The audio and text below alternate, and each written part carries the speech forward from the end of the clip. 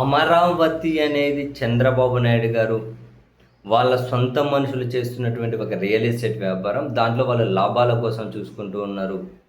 రాష్ట్ర ప్రయోజనాలను పూర్తిగా గాలికొదిలేశారు అని జగన్మోహన్ రెడ్డి గారితో పాటు వైఎస్ఆర్ కాంగ్రెస్ పార్టీ నేతలు అండ్ చాలామంది న్యూట్రల్ పీపుల్ కూడా అసలు ఏంటి ఇదంతా, ఇంత పెద్ద రియల్ ఎస్టేట్ వెంచర్ అవసరమా అని చెప్పి కూడా చర్చించే వాళ్ళందరూ మాట్లాడుతూ ఉన్నారు. ఈ క్రమంలో అమరావతి ల్యాండ్స్ వెనకే చాలా పెద్ద చర్చ జరుగుతూ ఉంది. అంతకంటే ముందు అమరావతిలో ఉన్న అసైన్ ల్యాండ్స్ని ప్రభుత్వానికి, ఆ పెద్దలకు, కీలక వ్యక్తులకు దగ్గరగా ఉన్న వ్యక్తులు రకరకాల బినామీల పేర్లతో అక్కడ జనాలను బెదిరించి అసైన్ ల్యాండ్స్ని కొట్టేశారు అన్న విమర్శలు ఫస్ట్ నుంచి ఉన్నాయి. దీని మీద ఏకంగా అప్పుడు జగన్మోహన్ రెడ్డి గారి ప్రభుత్వం కేసులు కూడా ఫైల్ చేస్తే చంద్రబాబు గారు ముఖ్యమంత్రి అయిన తర్వాత ఆ కేసులు కొట్టేయించుకున్నారు. అయితే ఇప్పుడు ఈరోజు సాక్షిలో కొన్ని జీవోలు, హైకోర్టులకు సమర్పించినటువంటి కొన్ని అఫిడవిట్లు, చివరికి న్యాయస్థానాలను కూడా ఏ విధంగా మోసం చేశారు, ఈ అసైన్ ల్యాండ్స్ని ఏ విధంగా కొట్టేశారు అనే దాని మీద చాలా పెద్ద కథనం రాసుకుంటూ వచ్చారు.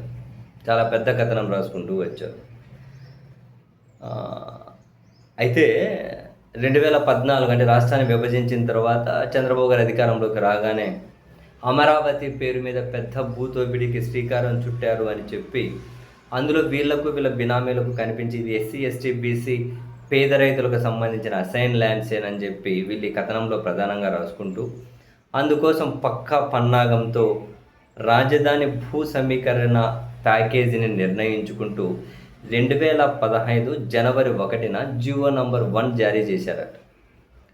రాజధాని భూ సమీకరణ ప్యాకేజీని నిర్ణయించుకుంటూ భూ సమీకరణ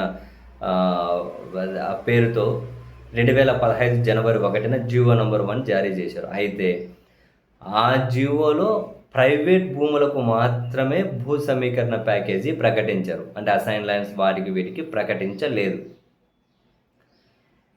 వీళ్ళు ఏమంటారంటే ఇదంతా ప్లాన్డ్గానే చేశారు అని వీళ్ళ కథనం. ఫస్ట్ అసైన్ ల్యాండ్స్కి లేదు, ఓన్లీ ప్రైవేట్ భూములకి భూ సమీకరణ ప్యాకేజీ ప్రకటించారు. అసైన్ భూములకు ఎలాంటి ప్యాకేజీ ప్రకటించలేదు. ఆ తర్వాత వీళ్ళు రాసుకుంటూ వచ్చిన దాని ప్రకారం చంద్రబాబు గారు, నారాయణ, వాళ్ళ బినామీలు, వాళ్ళ ఏజెంట్లు, ప్రభుత్వంలో కీలక వ్యక్తులకు సంబంధించిన వ్యక్తులు అక్కడ తిమింగలాల మాదిరి అక్కడ పడి ఎస్సీ, ఎస్టీ, బీసీ పేద రైతులను భయపెట్టారు. సో మీ భూములు భూ సమీకరణ కింద ప్రభుత్వం ఉచితంగానే తీసుకుంటుంది, మీకు అవి రావు అని బెదిరించడం మొదలెట్టి వాళ్ళను భయపెట్టి ఇంకా రావేమో మనకు, ఎందుకంటే ఆల్రెడీ జీవో నంబర్ ఇచ్చారు, జీవో జారీ చేశారు, అసైన్ ల్యాండ్ స్కీమ్ ప్యాకేజీ ప్రకటించలేదు, మరి ప్రభుత్వం మనకు లాగేసుకుంటుందేమని భయపడి వాళ్లకు ఉప్పుకు, పప్పుకు, బెల్లాలకు అమ్మేసుకున్నట్లు అవన్నీ అసైన్ ల్యాండ్స్ని ఇచ్చేసుకున్నారు. అట్లా ఎంత ఇచ్చేసుకున్నారు? దగ్గర 5,000 చంద్రబాబు నాయుడు గారి ప్రభుత్వం చెప్పినట్లు 5,500 కోట్ల విలువైన భూములు అంట అవి. ఆ భూములన్నీ కూడా ఇచ్చేసుకున్నారు.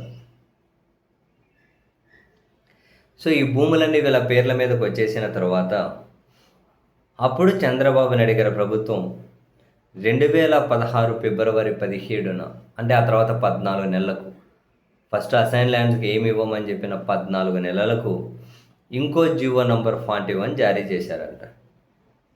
అంటే అసైన్ ల్యాండ్స్ కూడా భూ సమీకరణ ప్యాకేజీ దక్కుతుంది అని ఆ జీవో. అయితే ఇక్కడ గమనించాల్సింది, అంతకుముందు సిఆర్డిఏ చట్టం చేశారు కదా, ఆ చట్టం ప్రకారం సిఆర్డిఏ పరిధిలో భూ వ్యవహారాలకు సంబంధించి ఏ నిర్ణయమైనా క్యాబినెట్ ఆమోదం తప్పనిసరి. కానీ ఈ జీవో నంబర్ 41 అంటే అసైన్డ్ ల్యాండ్స్కు భూ సమీకరణ అనేది ఏదైతే ఉందో ప్యాకేజ్ ఇచ్చేది, అది క్యాబినెట్ ఆమోదం లేకుండానే ఇచ్చారట. అండ్ అసైన్డ్ భూముల పరిరక్షణ చట్టం 1977కు వ్యతిరేకంగానే ఆ జీవో ఇచ్చారట.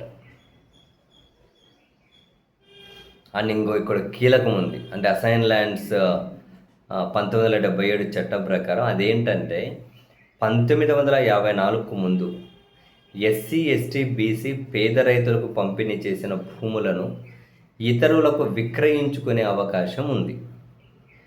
1954 తర్వాత పంపిణీ చేసిన అసైన్డ్ భూములను కొనుగోలు చేయడం కానీ విక్రయించడం కానీ చట్ట విరుద్ధం.